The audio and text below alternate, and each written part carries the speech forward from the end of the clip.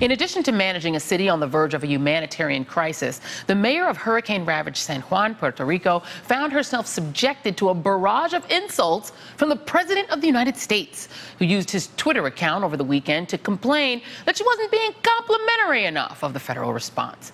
But today, Donald Trump was in her city, and Mayor Carmen Yulín Cruz met him face to face. How are you? It's all about saving lives, so it's not about politics. That's good. Thank you. Thank you, everybody. And while it's unclear whether the president heard or really even tried to listen to the mayor in that moment, she tweeted today that her meeting with White House staff was productive. Quote, they really understood the disconnect between how things are supposed to happen and how they really happen. Hopefully, the newly opened channels of communication with the White House staff will put in motion what is needed to accomplish our goal: save lives. And joining us now is San Juan Mayor Carmen Yulín Cruz. Madam Mayor, thank you very much for your time tonight. I really appreciate talking with you. Thank you for having me. And so the most important question, of course, is how is your city doing? How is the response progressing? Ever since last Thursday, things started picking up a lot because of private donations. People have overcome with solidarity, and Chicago, Illinois, Miami Beach, Los Angeles, New York, Boston, private organizations and non-governmental organizations like Operation Blessing have just been bringing loads and loads of food and water.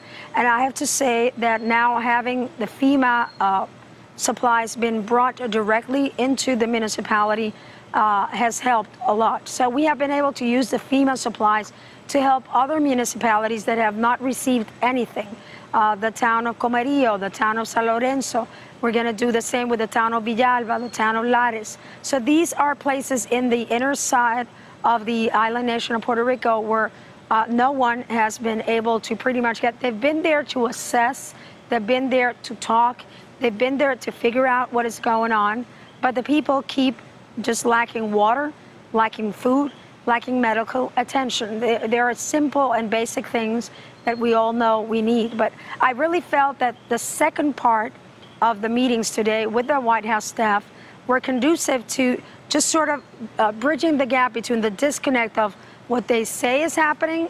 By the way, the Pentagon does not agree with their assessment, and what really is happening. And I think that disconnect is really, that gap got closed a lot more by talking to 5 mayors that were there. And we were able to also propose solutions to some of the logistical problems and issues that have been brought up. In terms of San Juan, the flooding that we had has receded mostly. We are using the ONGs and our churches, faith-based organizations, and the community leaders promoting that they start having community kitchens and cooking for 400, 500 people at a time. And we are now, because of the private donations that we've been getting, mixed in with some of the FEMA donations, we have been able to provide people with boxes for 1 week worth of food.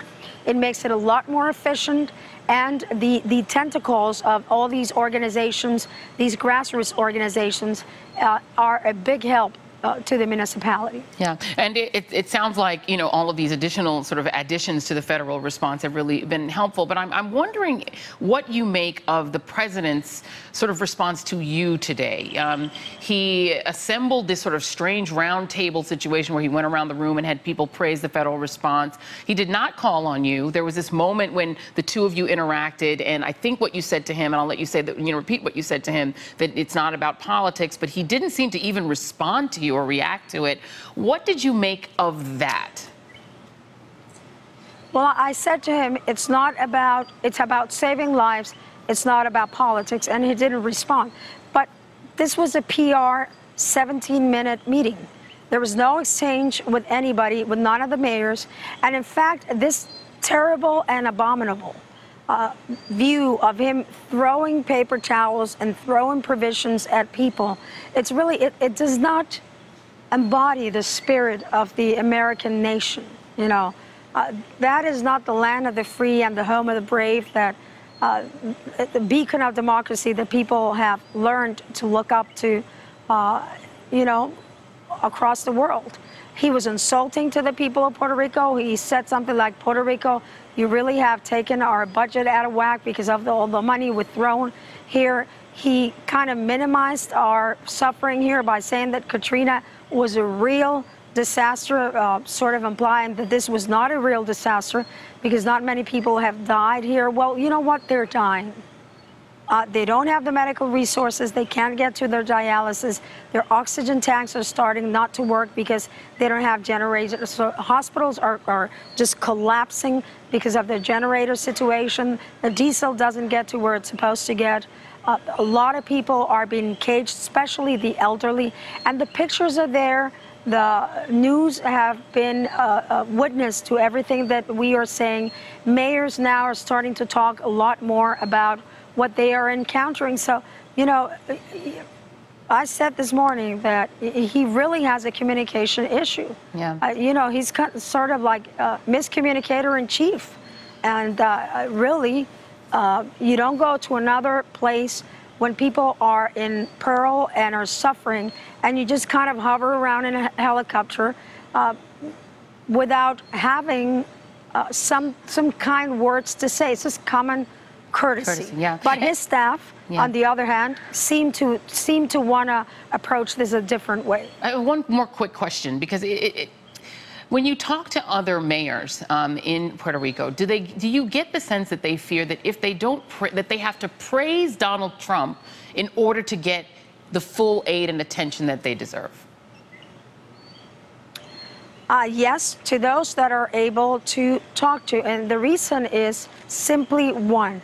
Most of the people in Puerto Rico do not have any access to a phone. Yeah. Even if they have a phone in their pocket, it doesn't work.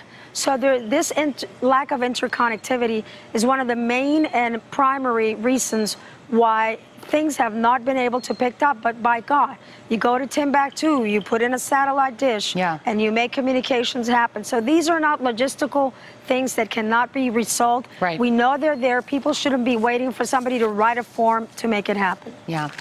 San Juan Mayor Carmen Yulín Cruz, thank you so much for your time tonight. We really appreciate it. And be well. Thank you very much. The best to the people of Puerto Rico. Thank you. We'll be right back. Hey there, I'm Chris Hayes from MSNBC. Thanks for watching MSNBC on YouTube. If you want to keep up to date with the videos we're putting out, you can click subscribe just below me or click over on this list to see lots of other great videos.